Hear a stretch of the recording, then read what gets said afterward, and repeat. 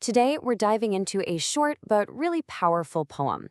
Think of it like a mirror, one that reflects the pride we build around our own identities.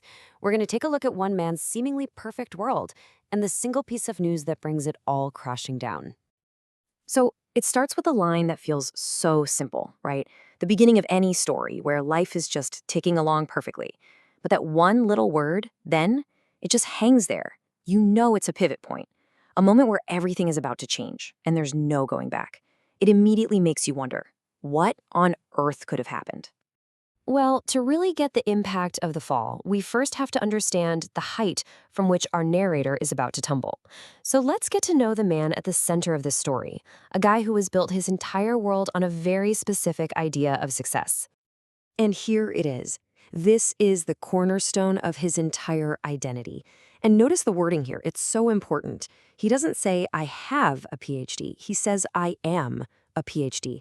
This isn't just a piece of paper he earned. It is the very definition of who he is as a person. And it just builds from there. The poem tells us he sees himself as a brilliant guy, and he thinks it's something that's literally in his genes. So for him, this isn't just knowledge he's acquired, it's a fundamental, unshakable part of his being. So you see, his success isn't just in his career.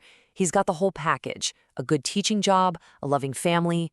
The picture of the brilliant, successful academic seems absolutely complete. And this is where we see his pride really expand. He sees his daughter's success, her getting a PhD, becoming a professor, not just as her own win, but as a direct reflection of him. As the poem puts it, she takes after me. That's the ultimate proof of his own brilliance. Okay, so you have this perfect world built so carefully on a foundation of intellectual pride.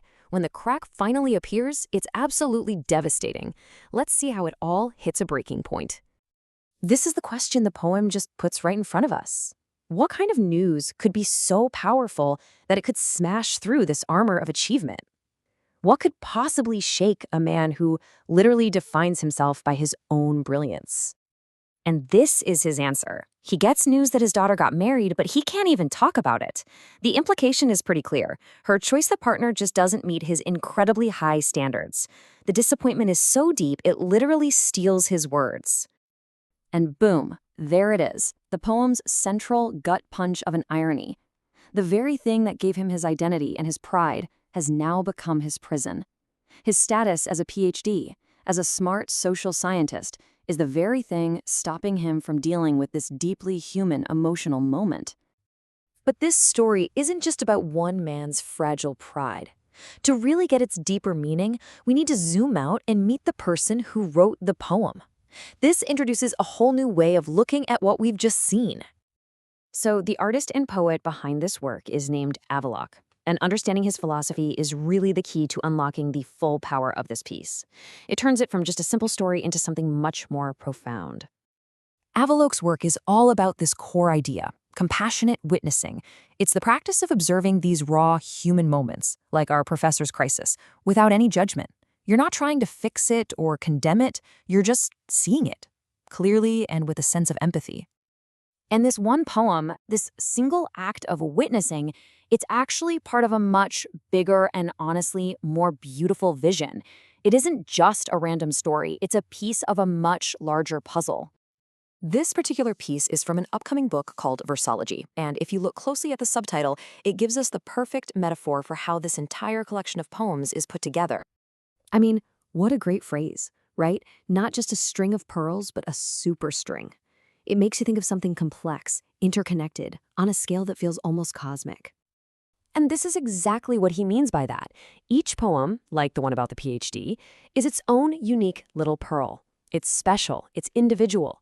But they're all connected by that single unifying thread we just talked about, the act of compassionate witnessing. The stories are all different, but the empathetic way we look at them is the same. Okay, this brings us to an even bigger idea. Avalok's whole definition of what art is even for. It's a perspective that takes these small, personal stories and gives them this massive, universal weight. And this just reframes everything so beautifully. The professor's intensely personal, fleeting moment of crisis. It's not just a small story anymore. Through the art of the poem, that one little moment gets stretched into something infinite. It becomes a light-year moment that sheds light on a fundamental human truth for all of us about pride and who we are. And so, we're left with this. A poem about one man's very specific identity leaves us with a question for ourselves. For him, pride was his identity, and that identity became his cage.